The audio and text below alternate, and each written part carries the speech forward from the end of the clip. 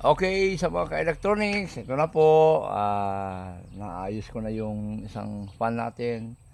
Ang pinaka-main na sira po niya para po sa mga nagpa-practice din po na gumawa ay ang kanyang thermal fuse. Maliit lang po siya na thermal, ito, fuse na to. Ito yung nasisira kapag hindi na siya gumagana, freewheeling pa naman. Testingin po natin sa number 1. Yan, lumikot na po siya. Yan. Okay, number 2, lumakas. Number 3, ang lakas na ng hangin ko. Yan, okay na po. Isa pa lang po itong nagagawa ko.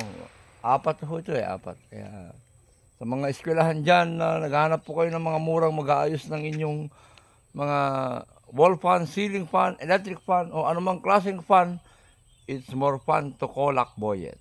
Just PM and Colac and follow my YouTube channel, Colac Boyet. Thank you so much. Have a good day to everyone.